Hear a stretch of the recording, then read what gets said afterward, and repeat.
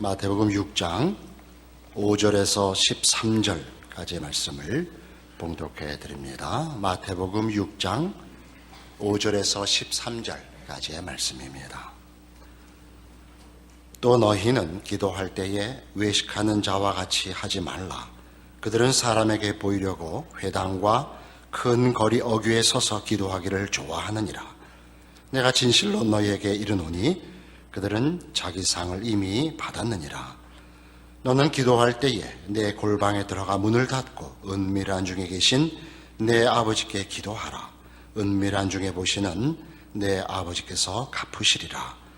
또 기도할 때에 이방인과 같이 중언부언하지 말라. 그들은 말을 많이 하여야 들으실 줄 생각하느니라. 그러므로 그들을 본받지 말라. 구하기 전에 너에게 있어야 할 것을 하나님 너희 아버지께서 아시느니라. 그러므로 너희는 이렇게 기도하라. 하늘에 계신 우리 아버지여, 이름이 거룩히 여김을 받으시오며 나라가 임하옵시며 뜻이 하늘에서 이루어진 것 같이 땅에서도 이루어지이다.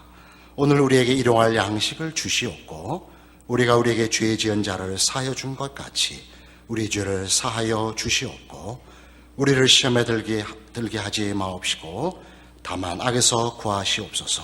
나라와 권세와 영광의 아버지께 영원히 있사옵나이다. 아멘. 서기관과 바리새인의 의와 구별되는 예수 안에 있는 하나님의 의, 그 의를 분명하게 보여주시기 위해서 제 세 가지 예를 드는 장면입니다. 구제와 기도와 금식을 들어 예수 안에서 허락되는 하나님의 의가 어떻게 서기관과 바리새인의 의와 다른가? 우리가 이해하기 더 쉽게 하자면 기독교 신앙의 본질은 뭔가? 이렇게 얘기할 수 있습니다. 오늘 본문에 드러나는 기도에서도 그것은 기독교 신앙의 본질이 하나님 아버지께 그 초점이 있고 그 기초가 있고 내용이 있지 신앙 행위자에게 초점과 근거가 있는 것은 아니다. 그렇게 얘기하는 것입니다. 그러니까 사람에게 보이려고 한다는 것은 사람들 앞에 평가받는, 즉 이 기도가 기도의 대상에게 주의가 집중되지 않고 기도를 하는 자에게 주의가 집중되는 것을 지적하고 있는 것입니다. 7절에 있는 바와 같이 이것은 사람에게 보이는 것이며 중언부언하는 것입니다. 중언부언한다는 것은 그것이 주문을 외우듯이 주술적 차원에서 그 결과를 초월자의 힘을 빌어서 얻을지라도 얻어내는 기술이 그 주술을 하는 사람에게 소유되어 있는 것 같이, 그가 그 기술을 발휘하는 것 같이 여겨지는 것과 대비됩니다. 기도는 은밀한 중에 보시는 아버지께서 갚으시는 것입니다. 그래서 이 기독교 신앙의 예수 안에서 드러난 하나님의 의, 더 포괄적으로 얘기해서 하나님이 누구시냐 하는 문제를 설명하기 위해서 예수님은 주기도문을 여기서 베푸십니다. 다른 복음서에서는 이 마태복음과 다른 문맥 속에 등장을 하지만 이 마태복음은 이것을 이 산상설교 속에 특별히 하나님의 의를 확인시키는 장면에 등장시킴으로써 우리가 지금 생각하고 있는 이 문제와 이 주기도문의 중요한 성격이 어떻게 연결되고 있는지 가르치는 셈입니다. 그래서 이 주기도문의 가장 중요한 두 가지 특징을 기억할 필요가 있습니다. 하나는 하나님의 엄위하심입니다. 하나님의 이름, 거룩하심, 뜻, 영광, 권세 같은 것들이 이 주기도문의 가장 중요한 첫 번째 초점으로 그 성격을 구성합니다. 두 번째는 이 엄위하신 하나님, 절대적인 권위자 하나님께 절대적으로 의존해야 되는 인간이 등장을 합니다. 이 하나님에게서 모든 것을 비로 얻어야 되는, 그래서 일용할 양식, 용서, 시험과 악으로부터의 구원이 거기 등장을 합니다. 그래서 이 기도문은 보면 기도하는 대상이 누구고 기도하는 자가 누구냐 하는 문제에 대하여 분명한 선을 긋고 있죠.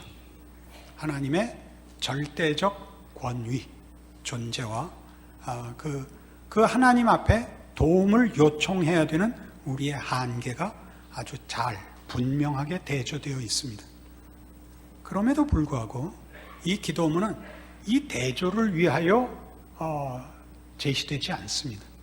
이 기도의 가장 중요한 초점은 이 기도가 그 시작하는 맨 첫 단어에서 등장하듯이 아버지입니다.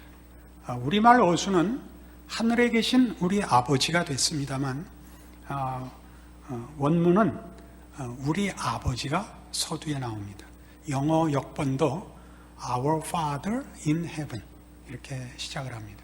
그래서 아버지로부터 이 기도가 시작하여 주기도문에 허락된 그 초점들이 하나님의 어떠하심과 우리가 누구냐 하는 것이 차이와 분리로 강조되는 것이 아니라 이 차이를 아버지와 자녀로 묶어놨다는 것에 큰 그 강조점이 있도록 이 기도문이 허락되고 있습니다. 그래서 가만히 이 오늘의 기도의 내용들을 보시면 사람에게 보이는 기도와 구별되는 예수 안에서 허락된 하나님의 의는 하나님을 아버지로 모시고 있는 그 자녀가 가지는 마땅한 자세, 본질적 요소로서 제시됩니다. 사람에게 보이려는 의는 그 행위자, 신앙 행위자의 초점을 모아 사람들 앞에 평가를 받으려고 하는 것에 비해서 하나님의 의는 하나님이 우리에게 아버지가 됨으로써 그 아버지를 모시고 있는 자녀들의 마땅함이 요구되고 있습니다. 근데 이 마땅함이라는 것은 신앙적인 명령, 요구로서 그 근거를 가지는 것이 아니라 이 하나님께서 우리를 자녀 삼으시겠다는 성부 하나님이 우리를 향하여 가지시는 기쁘신 뜻, 그것이 예수를 보내어 증거되는 기독론적인 기초 속에서의 관계에서 주어지는 겁니다. 못 쫓아오겠죠. 그러니까 쉽게 아주 짤막하게 얘기하면 이겁니다. 하나님은 우리를 자녀로 부르시는구나. 우리가 기도한다는 것은 책임도 아니고 기능적인 것도 아니고 현실도 아니고 현실적인 필요 때문에 등장하는 것도 아니고 하나님이 나를 기뻐하시기 때문에 우리가 얼마든지 하나님을 아버지로서 찾아갈 수 있는 존재가 되었구나 라는 것이 기도에 주어진 복이라는 것이죠. 그러니까 이 부분은 오늘 곳곳에, 오늘 우리가 본문으로 택한 내용 곳곳에 사실은 반복해서 나오는데 우리가 자주 볼 때 놓칩니다. 6절에 보듯이 사람에게 보이는 기도와 이렇게 다릅니다. 너는 기도할 때 네 골방에 들어가 문을 닫고 은밀한 중에 계신 네 아버지께 기도하라. 아버지거든요. 길거리에 나와서 떠들고 내가 옳다, 저 사람이 그르다라고 떠들 필요가 없어요. 아버지와 자녀의 관계성은 그것이 겉으로 드러났느냐 감추어졌느냐와 전혀 영향을 받지 않습니다. 그렇지 않습니까? 또 있죠. 7절에 있는 기도할 때 이방인의 중언부언하듯이 하지 마라. 그리고 뭐라 그래요? 8절에 그러므로 그들을 본받지 말라. 구하기 전에 너희에게 있어야 할 것을 하나님 너희 아버지께서 아시느니라. 이런 설명들은 다 우리가 어떤 특권 속에 있는가, 어떤 지위 속에 있는가를 가르칩니다. 그러니까 기도라는 신앙 행위는 그것이 하나의 수단일 수도 없고 강요되는 어떤 책임도 아닙니다. 그것은 신자에게만 허락되는 커다란 특권입니다. 우리가 하나님을 아버지라 부른다는 것은 무엇을 근거하고 있냐면 예수 그리스도를 보내심을 근거로 하고 있습니다. 제가 조금 전에 얘기한 대로 기독론 위에 기독교 신앙이 서 있다는 것은 예수 그리스도께서 오셔서 우리를 죄와 사망에서 구원하여 영생을 주신다라는 설명으로 우리가 예수 그리스도의 성육신과 순환을, 부활을 잘 이해하고 있습니다만 더 크게 그런 구원, 그런 영생은 모두 다 하나님이 우리에게 아버지가 되려 하신다라는 예수 그리스도로 말미암는 관계성의 새로움, 창조주와 피조물인 인간 사이의 관계를 행위로 관계를 성립시키지 않고 부모와 자식의 관계같이 부성애로서 부모와 자식의 혈연 관계로 묶는 예수 그리스도로 말미암는 구원에 근거하고 있는 것입니다. 요한복음 14장에 가면 그래서 이 문제를 성경은 이런 식으로 확장합니다. 사도 요한이 요한복음 14장에 이 하나님과 하나님의 백성된 사이의 긴밀하고도 영광스러운 관계를 14장 8절 이하에 이렇게 가르칩니다. 빌립이 이르되 주여 아버지를 우리에게 보여주옵소서 그리하면 족하겠나이다. 예수께서 이르시되 빌립아 내가 이렇게 오래 너희와 함께 있으되 내가 나를 알지 못하느냐 나를 본 자는 아버지를 보았거늘 어찌하여 아버지를 보이라 하느냐. 여기에는 조금 더 감추어진 저의가 있습니다. 예수님께서 당신을 메시아라 말씀하시고 성부 하나님의 기쁘신 뜻을 따라 보냄을 받은 성자 하나님이라 말씀하십니다. 그러니까 이제 그 빌립이 그렇다면 성부 하나님이 예수님을 성자 하나님이신 예수님을 이 땅에 보내셨다면 하나님이 당신을 보내신 표를 또는 더 깊게 당신이 하나님인 표를 보여주십시오. 뭘 보여달라는 거겠습니까? 그 초월성을 보여달라는 거죠. 하나님의 보내심을 받았다면 아니 하나님 자신이시라면 그 초월성을 보여주십시오. 그러자 예수님이 뭐라고 답을 했다고요? 나를 본 자는 아버지를 보았다. 그러니까 우리가 요구하는 하나님에 대한 확증은, 하나님에 대한 확신은 초월성에 있는데 예수님을 보내신 하나님의 의도는 하나님이 누구시냐가 속성에 있다고 얘기합니다. 하나님의 속성, 하나님의 성품에 있다는 거죠. 하나님이 어떤 분이냐를 하나님은 우선시하고 더 강조하고, 우리는 뭘 우선시하고 강조하나요? 우리는 초월성을 강조합니다. 왜 그러죠? 초월성을 강조하는 이유는 우리가 지금 당장 하나님을 써먹어야 돼서 그렇습니다. 하나님을 목적하거나 하나님에게 관심이 있는 것이 아니라 현실이 더 급하지요. 내 소원과 내 필요의 결과를 허락할 수단으로서, 능력으로서가 더 필요하지, 하나님이 누구시냐는 우리에게는 제 1차적인 관심사가 아닌 것입니다. 거기에 대한 답입니다. 그것보다 더 중요한 것 있다. 너희의 지금 필요보다 더 중요한 거 있다. 하나님이 어떤 분이냐를 봐라. 나를 본 자는 아버지를 보았다. 10절에 이렇게 이어집니다. 내가 아버지 안에 거하고 아버지는 내 안에 계신 것을 네가 믿지 아니하느냐? 내가 너희에게 이르는 말은 스스로 하는 것이 아니라 아버지께서 내 안에 계셔서 그의 일을 하시는 것이라. 내가 아버지 안에 거하고 아버지께서 내 안에 계심을 믿으라. 그렇지 못하겠거든 행하는 그 일로 말미암아 나를 믿으라. 자, 예수님께서 오셔서 한 일이 뭔가요? 당시 제자들이 기대했거나 당시 유대인들이 기대한 것과는 전혀 다른 것이었습니다. 예수님은 물론 초월을 사용하셨지만 그 초월을 정치적으로 사용하시지 않았습니다. 그리고 현실적으로 사용하시지 않았습니다. 현실적으로 사용하시지 않았다는 건 현실적인 요구들, 궁극적인 요구는 뭐냐면 하나님께서 그의 백성들을 찾아오시면 정치, 사회, 경제적인 차원에서 저들을 해방시켜 줄 거라는 현실적인 요구와 무관한 일을 하셨습니다. 예수님은 물론 죽은 자를 살리셨고 파도를 잠잠케 하셨고 문둥병을 고치셨고 장님을 고쳤습니다. 그러나 예수님은 그런 초월적인 능력들을 정치, 사회적인 구조와 여론과 권력으로 사용하시지 않았습니다.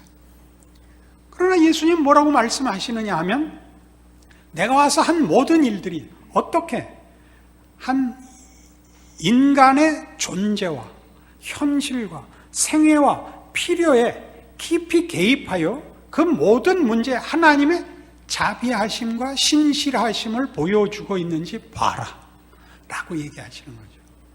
문제를 해결했느냐 못 해결했느냐가 아니라 하나님의 관심사가 어떻게 우리라는 이 피조물인 죄지은 인간의 고통과 고난과 절망과 실패와 갈등과 긴장을 관심 있어 하사 개입하시는가 봐라 라고 말씀하시는 겁니다. 이 하나님이 우선 확인돼야 합니다. 우리가 믿는 신이 힘을 가진 것이 중요한 것이 아니라 믿을만 해야 됩니다. 믿을만 해야 된다는 것은 인격에 관한 것이고 성품에 관한 것입니다. 그러니까 성경은 하나님을 설명할 때 하나님이 얼마나 초월자인가와 함께 하나님이 얼마나 믿을 만한 인격적이고 도덕적인 분이냐를 계속해서 반복해 강조합니다. 그리고 예수 그리스도의 성육신은 진정한 의미에서의 하나님의 해결책이 보이는 현실을 해결하는 것보다 더 중요하고 깊다는 사실을 하나님이 우리의 아버지가 되기로 하셔서 그 문제까지 간섭하신다는 걸 보여줍니다. 우리의 영원한 생명과 영원한 진리에 관심을 가지고 계십니다. 지금 눈앞에 닥친 먹을 것, 입을 것, 아픈 것에 급급하시지 않고 거기서 만족하시지 않으시겠다고 선언하시는 것입니다. 그래서 12절에 이런 말씀이 이어지죠. 내가 진실로 진실로 너희에게 이르노니 나를 믿는 자는 내가 하는 일을 그도 할 것이요 또한 그보다 큰 일도 하리니 이는 내가 아버지께로 감이라. 내가 하는 일을 너희도 한다는 무슨 뜻일까요? 성자 예수님을 성부 하나님께서 이 땅에 보내십니다. 무엇을 위해 보내신다고요? 하나님 앞에 범죄한 인류를 구원하기 위하여 보내십니다. 예수님께서 오셔서 우리를 다만 우리 죄를 위하여 값을 지불하시고 우리를 천국 가게 하는 일을 만들어 놓고 가시는 정도가 아니라 우리 인간의 삶에 참여하십니다. 모든 인간의 실존을 체휼하십니다. 우리의 고통에, 우리 고민에 참여하셔서 우리와 동일한 인생을 경험하시고 겪으십니다. 우리 편이 되시고 우리를 이해하십니다. 우리를 용서하시고 우리를 껴안으십니다. 이것이 성육신입니다. 그러니까 하나님이 너희들의 어떤 고통, 어떤 고난, 어떤 한계도 내가 외면하지 않겠다라고 선언하는 것이 성육신입니다. 그러니까 여러분이 해결되기를 바라고 부끄러워하고 절망하는 어떤 것도 하나님이 외면하시는 것은 없습니다. 그걸 어떤 식으로 해결하느냐는 하나님의 뜻에 맡겨야 됩니다. 우리가 소원하는 것보다 더 깊고 큰 차원에서 해결하실 것입니다. 그러니까 여기 있는 예수님의 약속같이 나를 믿는 자는 내가 하는 일을 그도 할 것이라는 말같이 위로가 되는 것은 없습니다. 예수님이 뭘 했길래요? 고난 받으셨죠. 오해 받으셨죠. 비난 받으셨죠. 고통 당하셨죠. 우리 빌립보서 2장에 선언하는 대로 하자면 그는 죽기까지 순종합니다. 죽음을 각오하는 것이 아니라 죽습니다. 죽기까지 순종하셨으니 곧 십자가에 죽으심이라. 십자가에 죽는다는 건 가장 큰 고통으로 죽는 것이요, 가장 큰 수치로 죽는 것입니다. 우리 신자된 인생 속에서 우리가 확인해야 되는 기도의 큰 특권은 무엇이냐? 우리가 어느 경우 어떤 자리에서도 하나님 아버지라고 부를 수 있도록 하나님이 예수를 보내셨다는 사실입니다. 예수 안에서 하나님은 우리에게 아버지입니다. 우리의 인생 속에서 우리가 신앙을 가장 깊게 확인하는 것은 형통할 때가 아닙니다. 우리가 예수를 믿어서 갖고 있는 아마 다 누구나 가지는 본능적인 소원은 내가 하나님 앞에 도움이 됐으면 좋겠다 하는 생각입니다. 내가 잘 돼서 보란듯이 기독교 신앙을 증언하고 싶은 소원이 누구에게나 있을 것입니다. 그러나 뜻밖에도 하나님은 그렇게 잘 안 해주십니다. 제 경우를 보면 그렇습니다. 제 경우에는 신앙생활은 매우 고통스럽습니다. 소원하는 걸 이루어 주시지 않을 뿐만 아니라 원치 않는 길로 인도하십니다. 어떻게 할 수 없는 일들이 인생에 계속해서 닥쳐옵니다. 물론 가장 크게는 자신의 못남과 한계로 인해서 그렇습니다. 자신의 한계를 뼈저리게 느끼게 하고 무능함을 확인하게 하고 소원은 있으나 이루어내지 못하는 자신을 보게 합니다. 그때 우리는 무슨 질문을 하게 되느냐 하면 하나님이 왜 내 진심을 안 받아주시는가? 라고 처음에 질문을 합니다. 그러나 한 걸음 더 진전하시면 그 고난과 부끄러움 속에서도 하나님은 내 아버지이심을 중단하시지 않는다. 부끄러워하시지 않는다는 걸 발견하시게 됩니다. 그것이 오늘 기도에서 발견되는 예수 그리스도 안에 있는 의입니다. 여러분들은 다 누구나 그렇듯이 현실 속에서 신자로서 사는 일에 버거운 짐을 가지고 있을 겁니다. 누구에게 말 못할, 그리고 누구에게도 핑계를 댈 수 없는 여러분의 책임이고 설명할 수 없고 극복할 수 없는 고통들을 경험하게 마련입니다. 그 속에서 가장 조심해야 할 것은 그런 자리에는 하나님이 찾아오시지 않고 여러분을 외면한다고 생각하시면 여러분은 성육신을 모르며 하나님이 그의 예수로 말미암아 부르신 그의 자녀들을 어디로 인도하시는지 모르는 겁니다. 신자들이 증언해야 할 가장 큰 증언 중에 하나는 예수로 말미암아 인간이 어느 만큼 잘날 수 있는가가 형통과 승리로 성공으로 잘나는 것보다 더 크게 못나고 절망하고 막다른 골목에 가서도 하나님의 자녀로 존재할 수 있다는 사실에서 더 많이 증언할 수 있어야 합니다. 이 세상이 위협하고 도전하는, 시험하는 어떤 것도 예수 그리스도 안에 있는 하나님의 사랑에서 우리를 끊을 수 없다는 것을 확인하시고 증언하셔야 됩니다. 그것은 한 걸음 더 나갑니다. 나를 믿는 자는 내가 하는 일을 그도 할 것이요 또한 그보다 큰 일도 한답니다. 그보다 큰 일이란 뭘까요? 우리는 성자 하나님 자신이 인간이 된다는 것을, 무한히 유한 속에 들어올 수 있다는 것을 우리는 이해하지 못합니다. 하나님의 사랑은 이렇게 큽니다. 그 은혜는 이렇게 큽니다. 하나님이 우리에게 아버지가 되시기로 한 그 작정과 그 뜻은 이렇게 놀랍습니다. 이건 정말 경이롭습니다.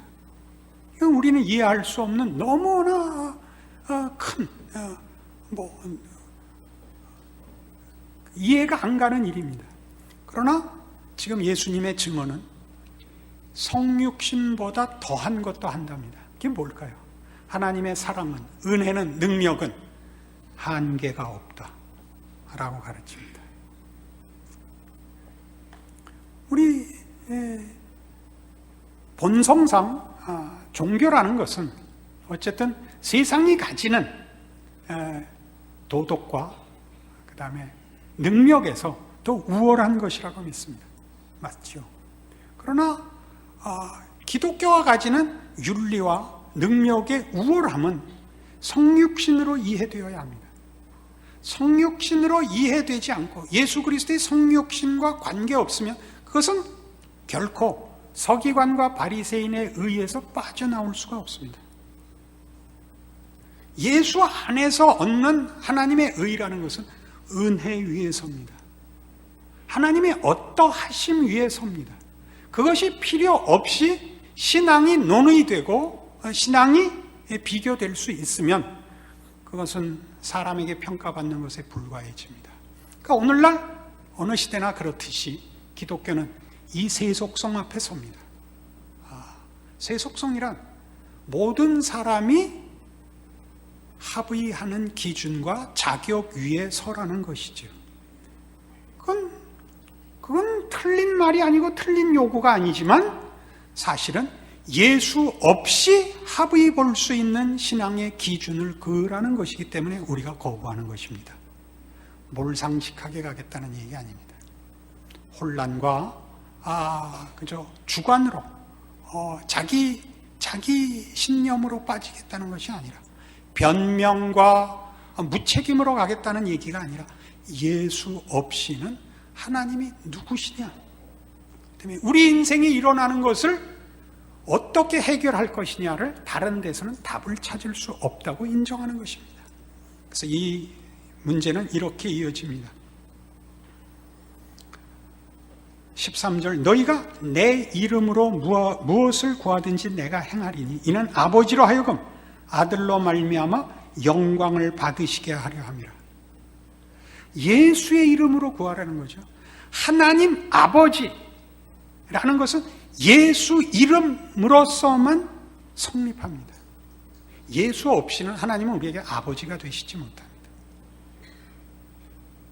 예수 성자 하나님의 아버지 성부 하나님이 그 성자 하나님을 이 땅에 보내어 인간으로 보내어 성육신하여 인생을 걷게 하심으로 우리 모두를 예수 안에서 이제 그의 자녀로 허락하십니다.